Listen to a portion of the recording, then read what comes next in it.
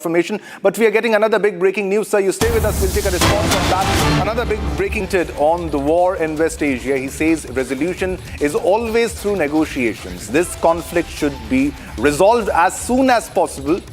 So this is the big statement that is coming in from the Russian envoy to India. He says that conflict should be resolved and it should be solved through negotiations, but negotiations were happening earlier, and that was the time when US struck Iran, has launched a barrage of attacks, bombed and killed Khamenei. But this is a very big statement which is coming from the Russian ambassador to India, Denis Alipov, who commented on the war in West Asia. He says that resolution is always through negotiations. This conflict should be resolved as soon as possible. So Russia is also pushing for negotiations. They want this conflict to end very soon. A big statement that is coming from the Russian ambassador to India, Denis Alipov.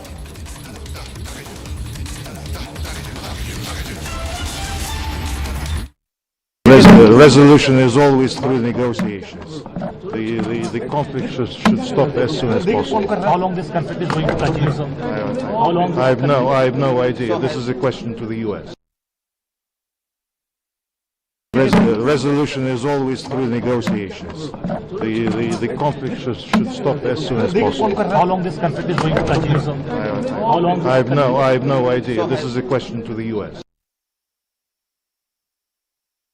Resolution is always through negotiations. The conflict should stop as soon as possible. How long this conflict is going to continue, sir? How long? I have no idea. This is a question to the US.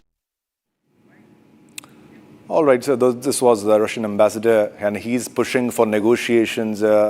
Mr. Fabian, what's your take on this? China wants the war to end, and Russia is also pushing for negotiations. But also, Russia is already involved in a very long war with Ukraine. And don't you think Russia is also celebrating that America should also get involved in some sort of war, and also the financial crisis that is being faced by United States of America, because war is not a cheap business, sir?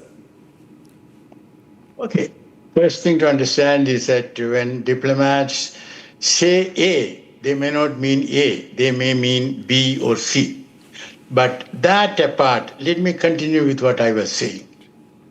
If President Trump wants to have a successful visit or even a visit to China, then he would have to put an end to it. And I don't think negotiations are required for that. It is possible for President Trump to declare victory. And you mentioned that regime change might not happen.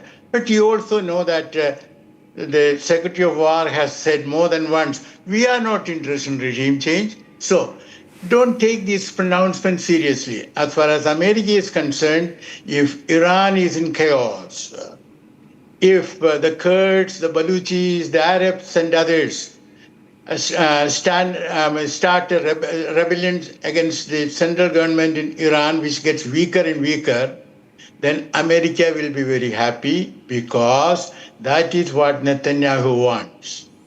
He also has been speaking of regime change, but you don't have to take it seriously, because if Iran is in chaos, then Israel becomes a hegemon in the region. No one to contest Israel's status as a hegemon. And Saudi Arabia, sooner or later, will normalize relations. That is the game they want. And what Iran is trying to do is to inflict economic costs on a scale bigger and bigger, so that Trump cannot afford to have it. Yes. Now, my guess is that before meeting with Xi Jinping, that is 31st of March, Trump can declare victory. There is no question of talks. Iran is not going to talk. And what is there to talk about? They have talked twice. And don't forget, the talks in Geneva, which were concluded on the 27th of February, according to the Omani foreign minister who mediated, Iran agreed to zero enrichment, zero stockpiling, and converting the uranium with it into a state from where such that it cannot be used for weapon purposes, and also to say it shall never ever seek a nuclear weapon. So in other words, Trump had the option to go to town and say, look, I got a better deal than Obama. I am the deal, a master of the deal.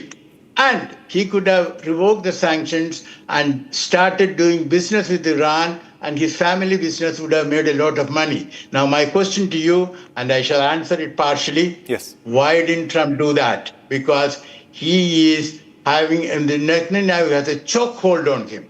And why does he have a chokehold? I have my explanation, but let me stop here. Yes, stay with us, Mr. Fabian. We have another development because